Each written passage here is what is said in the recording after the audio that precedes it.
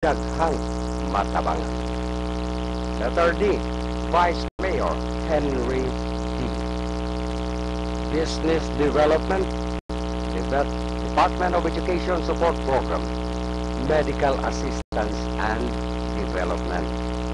O Marso, Konsyal Rudy Marso, Katauhan, Kabataan, Alagaran sa Serbisyo nga walay kinutuban. O pohon-pohon manghigala. Tutukan niya ang kabahin sa patubig o sa enerhiya. Wapay labot niya ang iyang paningkamot aron madungag-dungagan ang Internal Revenue Allotment o IRA sa Dakbayan. Alang sa mas maayo, boss, Engineer Maglinaw Orlando, former City Councilor, Inhinyero sa Sangguniang Pangunsod. Pohon-pohon, mututok, labi na sa reconstruction, rehabilitation, o recovery sa Sindong victims. Konsyal Bong Abragan, City Councilor, iligano nga tinuuray mo serbisyo sa katauhan, ilabi na sa mga senior citizens. O mututok, pohon-pohon sa peace and order o public safety sa Dakbayan. Salsos Jose, Mr. Housing, padayon ang housing and resettlement sa mga urban poor o gani lakit pa ang mga Sindong survivors.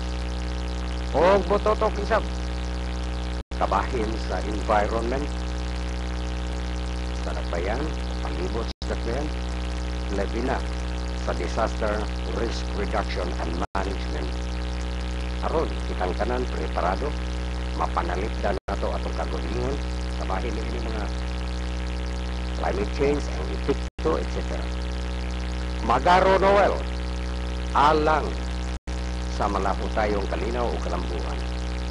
Mututok sa agrikultura, lumilihok sa kalinaw, tali sa Christian, Muslim o mga lumad sa City of Cry People, illegal city. Ang High Ariel, Mr. Educator, Committee Chairman on Education sa Sangguniang Pangunsod, o gani pangigala, pohon-pohon, edukasyon gihapon ang tutukan niya. Ariola Bayani, City Councilor, ang iyang inisyatiba sa Iligan City Drug Treatment and Rehabilitation Center. Apuan, pohon-pohon mangigala. Mututok sa social services, marginalized sector, family welfare, ug gender fair program. Samara gihapon ni City Councilor Abogada, naglaban sa katungod sa katawhan o inspirasyon sa kababayan. Pohon-pohon mututok sa social services, marginalized sector, family welfare, gender fair program. Openiano Roy, City Councilor, Mr. Livelihood. Kani mangigala, pohon-pohon, mututok usab si Councilor Roy Openiano sa patubig o enerhiya. Fred Busico, ang sinati o eksperyensyado sa Sangguniang Pangunsod. Magsusulat sa librong Balaod sa barangay nga gigamit karon sa 44 ka mga barangay, mga opisyalis.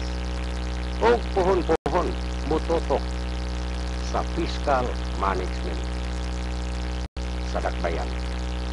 Obial Yusafino, Mr. PhilHealth, Dr. Samasa, pohon-pohon mangigala, mututok sa health and sanitation, Iligan City Drug Treatment and Rehabilitation Center Operation. So, mobalhin sa iya ang pagdumala ni ining Iligan City Drug Treatment and Rehabilitation Center.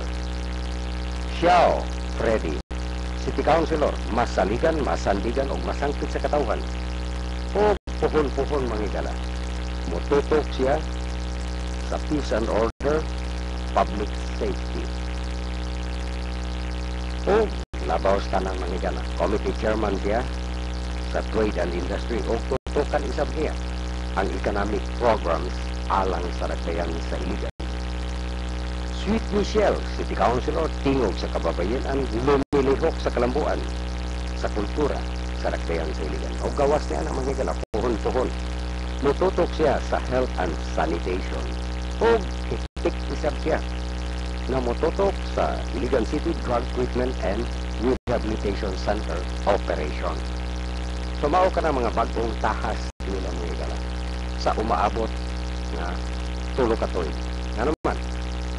Kini mga higala, isip padayon sa maayong binuhatan nga daghang matabangan. Tungod kay sulod isab sa milabay nga tulo ka tuig. Ila kining gitrabaho ug nagbunga kini mga higala. Nga diin kitang tanan nakatagamtam sa mga serbisyo nga gikan sa gobyerno. So, buot nila sa BDM, mas maayo boss, ipadayon kini tanan. So, bintaha kini mga higala. Mo ingon ta bintaha tungod kay dunay continuity ang pagpadayon. Ug dili taphaw kini. Busa bitaw nakapaminaw kamo karon nga naay mga lain na dungag nato. Nga unsay buluhaton nila gawas sa naagi o niagi ng nabuhat nila. Tungod kay naka plano kung unsay buhaton nila puhon-puhon sa sunod tulo ka tuig.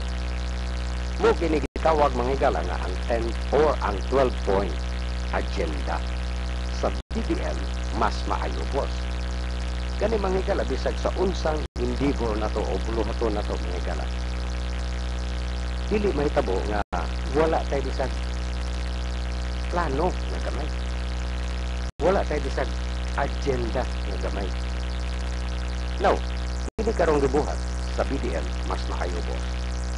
Gipresentar nila o ato pang ipresentar kaninyo ang 12-point agenda sa pagpadayon sa maayong binuhatan nga daghang matabangan. Buot pasabot, pohon-pohon, sunod tulo ka tuig. Ila kining trabahoon. Lisod man na kay mga higala sama ni anang uban na managan pagkakandidato. Wa gani drawing ko unsay. Wa gani sila butog ang kaninyo sa may ilang buhaton o sa kaya nilang buhaton o sa plano nila. I mean, the worst paghigala kung mupili ta. Nga ipuli diha sigon sa gisulti nila change. Unya, unsa may ipuli? Nga wa man gani makahisgot ni ining unsay buhaton nila. Wa gani kahisgot kung unsay ilang nabuhat alang sa Dakbayan sa Iligan. So, naaramang ko na ito, ilipat o manghigala. Sugod naman yun, ang campaign period, apan, sa national candidates pa rin. Ang local candidates, karong pang Marso, bulan sa Marso. So, tagaan na to silang chance. Kanang gusto yun, muling ko niya City Hall. Taga-egg chance ninyo mga higala, inig-anha ninyo, nila, sa inyong kabaranggayan. Pangutan, kung sa ba yung plano ninyo?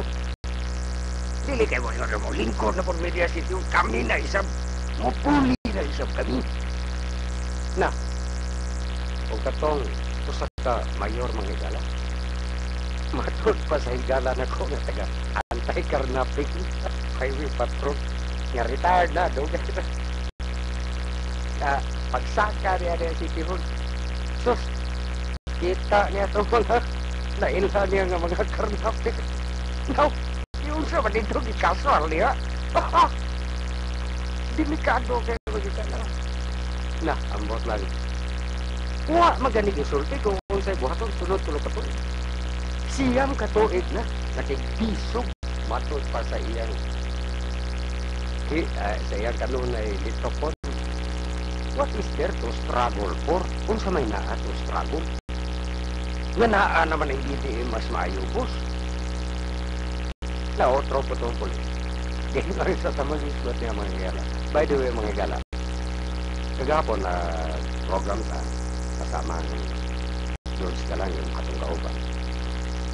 O unang-una, mga ipog-distinsa, labi na dito sa mga sendong survivors na nakasabot kung unsay pangkamot sa gobyerno aron mahiguna o maatiman sila. Nakasabot na kanang-tanang pagarpar ni anak sa mga kaatpang sa administration ni Mayor Lawrence. Ikamit lang aron is balik o tira sa way dito sa administration. Gani manghigala, medyo binuang man yun na. No, gamay raman na. I don't think daghang kaya nang gahimo ni anak ng mga binuang diha sa ayuda nga gihatag sa Bagyong Sindong survivors. Victims. For example, nakaroon na nga paligya sa green card. Pananglitan na anay balay read.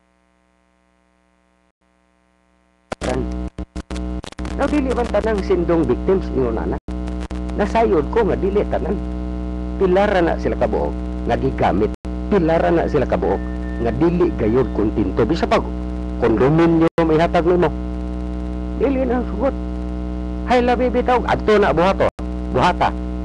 Ang relocation sa Panuruganan. What is Santa Elena? Putang ka. Pas layo paganing ipuy ani anang uban. No. Alang ka na po manghigala. I mean, too much na sobra na po da. Nabisan pag-iatiman na sa gobyerno, paningkamo sa gobyerno, apa naa pag yung mga ingon ani, binuang. Ade, okay na lang to na maligya mga noodles, mga balde, mga kaldero, kung sa padihang ibaligya, sobra na kayong panghatag, bugas, sobra na kayong ibaligya, pwera di los Pinos, kamayra na sila. Apan manghigala, 7,000 ka mga balay ang gabuhaton sa lokal nga kagamanan. Halos katunga na naapay madungag karon bulan sa Marso, puhon o sunod bulan. So halos mag 50% na ang makabalay. Pandiya man pila ka lugar, hindi man gusto. Saon taman. Gali usahay makahuna-una ko nga. Usa man sa lokal nga kagamanan na to nga. Sige naman lago yun o yun, kanang pila ka buo kay agara na maligya og green card mga galaan nga nagyan ko ano. Ang katong ni balibad nga tagaag balay nga pinturado, simentado, buhatan pa og landscaping, pohon-pohon, buhatan pag naanagani eskwelahan, buhatan pagkapilya, buhatan patanan-tanan. Di yung balibad lang yun. Mas daghang nang kinahanglan ni anak. Nay, 7,551 ang hataganan. Naay nakaatang dito sa mga temporary bank houses. Now, nga naman yung problema ni ini ang gobyerno, ni ini pila ka lugas, na di mo dawat o balay. Ay, kayo. Nagre-ubar pa kayo na kabos kayo. Mugay damgos kinabukit. Apan paano? Huwag kita, hand to mouth. Apang giatiman na ni Consejero George Salsos, giatiman na ni Ray Roque sa housing. No, pananglitan. Minus kay kwarta. Diya, unahon, doha ka po posting. Kana kung determinado yun, makabalay. Abangan ng yuta, etc. Apan magigala, padayon ta magigala, marag na medyo taas-taas naman itong nahiskota na to gapon. Unsa man yung 12-point agenda sa BDM, mas maayo, boss. Ang number 1 yun dire, magigala. Number 1 yun.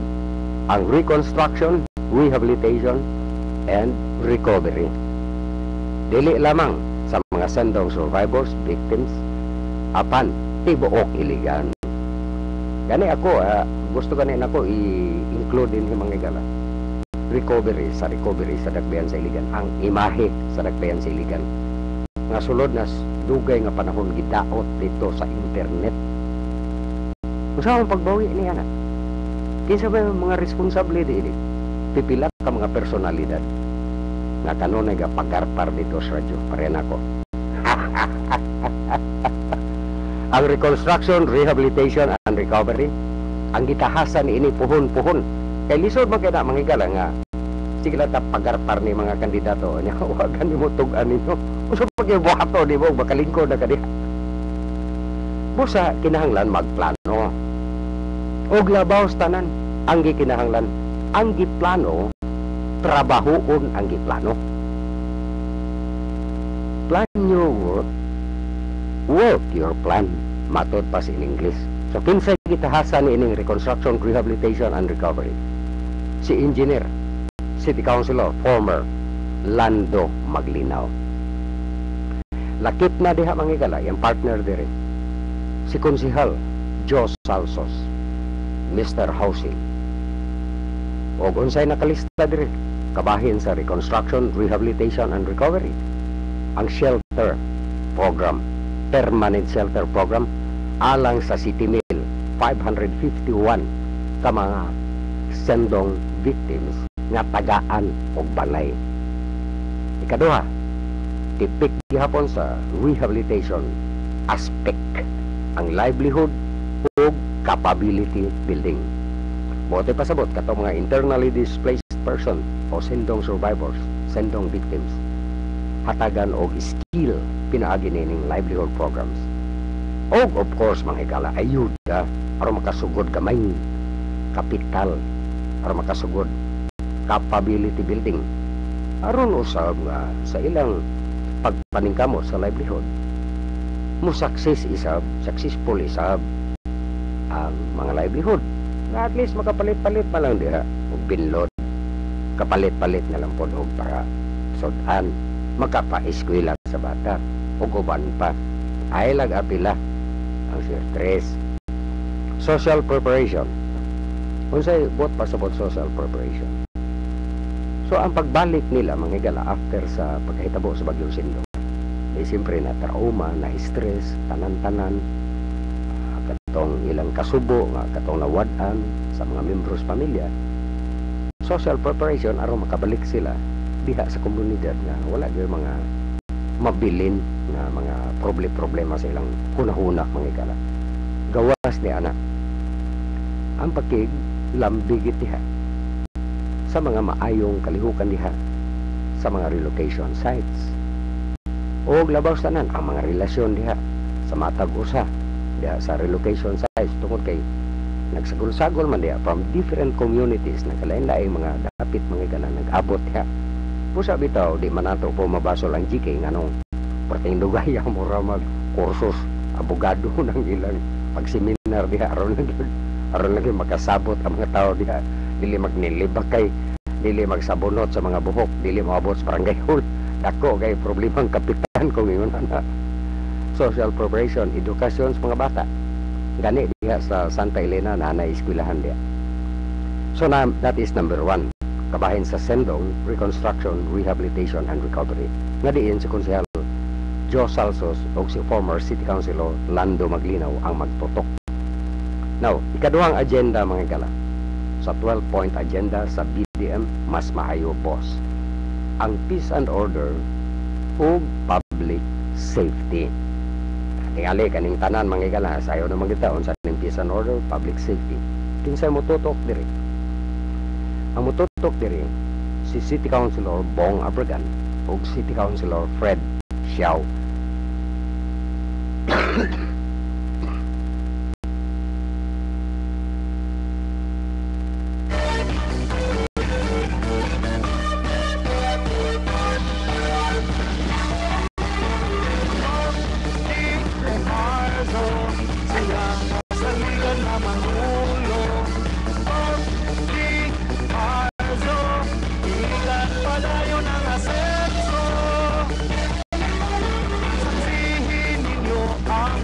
Padayong kalambuan,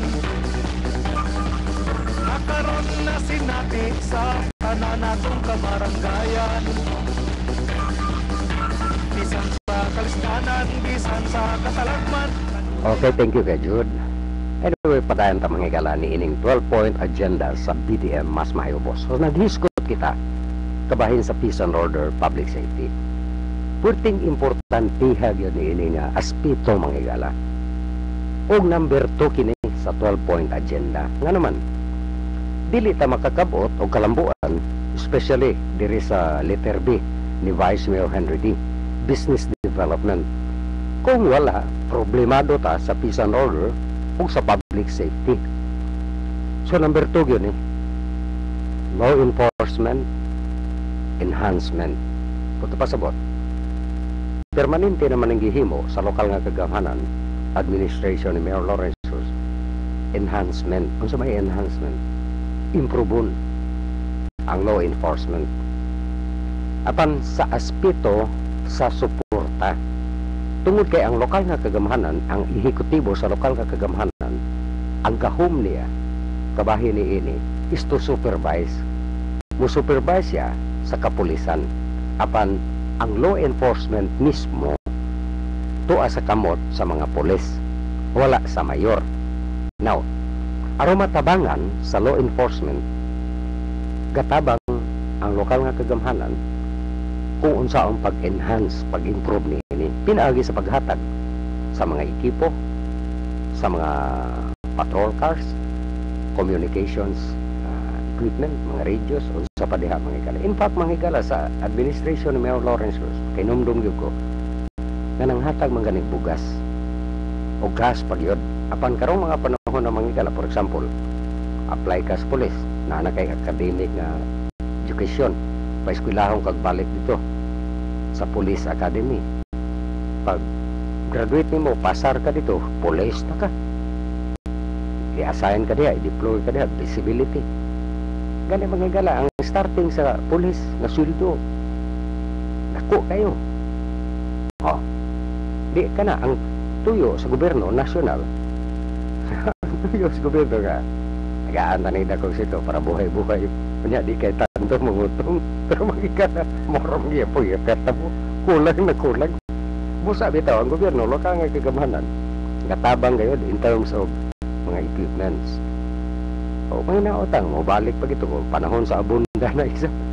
Hataga na po bugas incentive. Aron, mas ganado. O crime prevention and solutions. So magyapon pinaagi sa lokal nga kagamhan o sa man pag-prevention sa crime. Di ang lokal nga kagamhanan, doon ang pungpun na siya gitawag mga higala nga intelligence network. Gawas di anang intelligence network sa kapulisan o ubang mga ahensya sa gobyerno, ang lokal nga kagamhanan na apod nga mo makikoordinate dito sa kapulisan oras nga kung unsay buhaton. Busa bitaw kana mga city peace and order council matag bulan mag-meeting yun na sila, exchange notes kintahay o unsa may gibuhat ninyo ron polis, o unsa may atong buhaton, unsa may inyong gikinahanglan, unsay himuon sa gobyerno aron makatabang ninyo.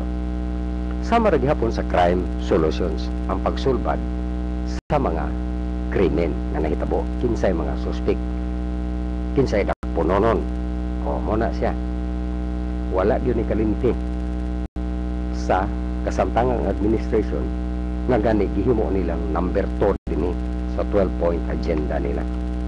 Ang katong pulis ang botong nawa na yung mga agenda nila. Ang pinaka-main agenda is to how to win an election.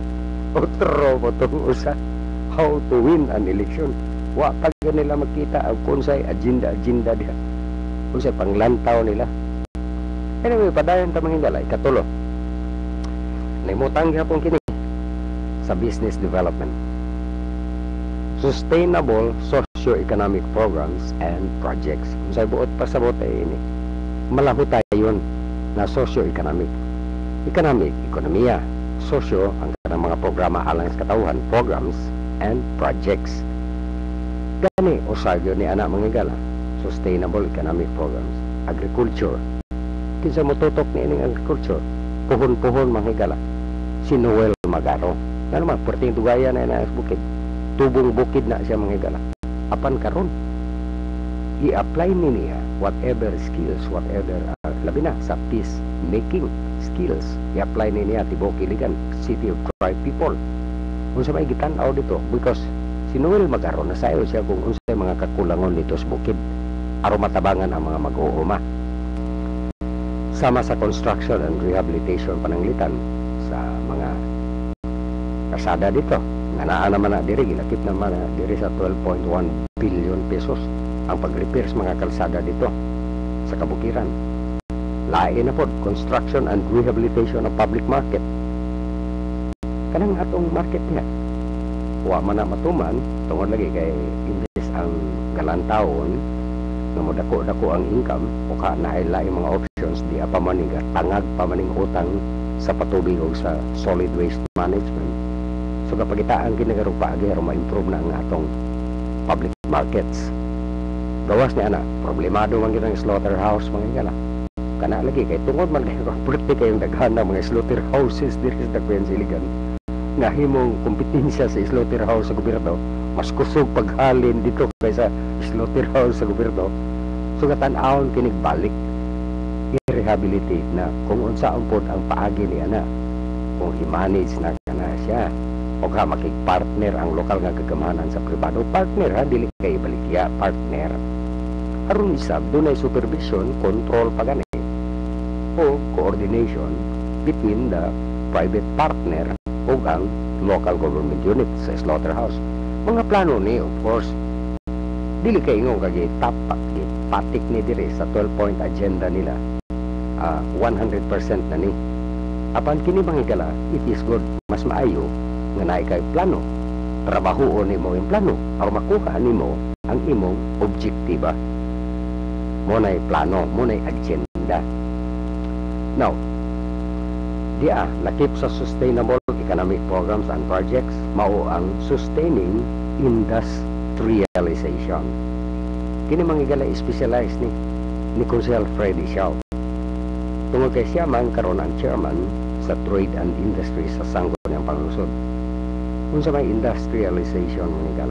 Ang industrialization, of course, kada mga industriya, sustaining, pananglitan industriya sa simento, buutan kay ng mga korporasyon diya manghigala makig tambayayong sa lokal nga gagamhanan o ubang pang industriya. Ang problema lang yun din manghigala ang kanang sa puthaw nga industriya nga wala man po'y control ni ana ang lokal nga kagamhanan simply because ang transaksyon ni ana pag take over niya sa global manghigala dito nas national. Apan manghigala sa ubang kabahin sa sektor sa industriya gitabangan ni sa lokal nga kagamhanan naging tambayayong diha na ay mga insentibo gihatag pananglitan na mosulod dire bagong industry. So Freddy Shaw ang charge na as far as buhis, mga permits, mga data, information nga ihatag kung okay ba magnegosyo dres takbayan siligan. Doon ay data bank na gihimo ni si Consel Freddy Shaw. Aron ang kato mga prospective investors dili na magkarap-karap inikabot dres siligan. Tuplokon lang ang commuter. To ana data bank dito. Unsa bagyo ning iligan? Unsa bagyo pisan order siligan? Unsa bagyo mga kinaiya sa tao dre. So si Freddy Shaw ang in charge na. Now, arita sa livelihood. Tourism day. Sa mga igala. Ang Department of Tourism iisip na ang turismo usa ka industriya. Ngano man? Dako kita daghang tao nga mabuhi, makatrabaho, maka-income sa turismo. Og labaw tanan ang lokal nga gagamhanan mo income sa turismo. No, kitang tanan diri manghigala sayon mangita kung doon na mga potensyal ang ilikan gawas niya ng mga swimming pool niya sa pamilya nilang Consel Rudy Marso. Daghang angay i-develop nga mga tourist spots diri. So tutukan kini manghigala part ni tikni sa economic programs, socio-economic programs sa BDM mas maayo boss. Ang mututok ni ini nindot kaya manghigala mas ang hunahuna mas turismo kayo oriented ang una-una nga naman puros babae, the sweet and young in the city council. Sila si Konsehala Marlene Yang o si Konsehala Michelle Sweet. So teamwork sila ron manghigala as far as tourism is concerned. Si Sweet sa kultura, si Attorney Marlene Yang kato mga sister city na to. So doon ay mga kalihukan yung nga paabuton o arita sa livelihood programs. Ang original magkuna ini yung manghigala the Mr. Original Livelihood Roy Opiniano. So ipadayon epektibo man siya livelihood. Daghang yung kayo natabangan mga asosasyon, mga organisasyon, mga nanay sa padha, grupo natabangan sa livelihood programs. Ug tipid gani ni ana ang mga training seminar. Dili man kay basta lang tamang hula mo kwarta diya sa City Development and Livelihood Office. Mga kwarta niya after usa ka buwan pordoy ang kwarta. Maglisod o kolektas roy ana. Dili niya maparol katong ipaon utang pas daghang tao or mga tabangan. So ipabilin si Konsehal Roy Opiñano diha livelihood. Nawarita specialized po ta si Konsehal Ariola mga higala. Gitahasa na ang ubang city councilor na mooy mo operate unya mo tan-aw sa operation sa Iligan City Drug Treatment and Rehabilitation Center. Apang karon puhon-puhon sunod tulo ka toy magpadayon siya sa Information and Communications Technology o ICT. Tugay high-tech na kay tarong mga bata. Kani mga bata mga higala di na mo daw og cellphone nga katong mga tuplok-tuplok. Ang gusto nila katunag yung mga slide-slide. Kung siya tawag niya na, kanang touchscreen, smartphone. Kanang mas smart pa kaysa gamit nga phone. Haha, hinduta na. Dali na kayo ba, obsolete ang telepono. I mean, ang cellphone. Telepono ka lang sa load lagi. Pandili na mga higala, unsay gisulti ni atong dako kay ikotibo sa usa ka communications company. Matod pa niya, ang Iligan dako kay potential sa negosyo sa information and communications technology. Nakasugod-sugod na ta diri kana mga call centers mga igala o kana mga transcription sa to'y tawag nito transcription, medical transcription. Matod pa ni atong usa ka ekutibo nga sa dako kay telecommunications company ang Iligan potential kayo nga mahimong sentro sa mga call centers etc. So nagkinahanglan kamo og mga infrastruktura sa communications puti pasabot mga igala daghan tang mga sites dili magamit unsa diha infrastructure. So mo kanay gihimo mga igala sa mo katoy gi-suggest ni atong usa ka ekutibo mga igala tungod kay nakita niya ang potential sa Iligan o wala ni kalimti sa BDM mas maayo boss tungod kay kalantaw sila sa sustainable socio-economic programs. So gilakip nila diri ang information and communications technology. Ibig sabihin, dili na ta pailiwit ni ini nga industriya mga igala. Mo apil ta sa lumba sa pagtubo sa industriya sa information and communications technology. O si Konsehal Bayani diha, Ariola ang gibutang diha. Aron siya mo imototok diha. Now, tipik isab ni ining sustainable projects mahigala, economic, ang commerce and trade. Nasayod naman ta na si Konsehal Freddy Xiao, siya may chairman karon sa Committee on Trade. Iya kining tutukan. Anyway, mahigala, naurot na magyong oras na to mahigala. Once again, kini na usab ang inyong alagad, Lino de la Cruz, ubang kang Jude Bunhok. Sa pikas lawas mo ingon, may buntag kaninyong tanan and have a nice day.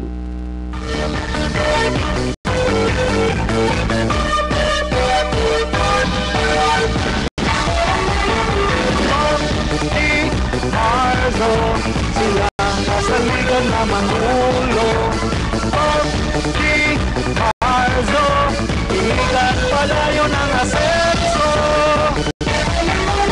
Sabihin ninyo ang nagpadayong kalambuan. Nakaroon na sinapit sa kananatong kabaranggayan. Bisan sa kalistanan, bisan sa katalagman, kanunay lagi taktan ang pangandoy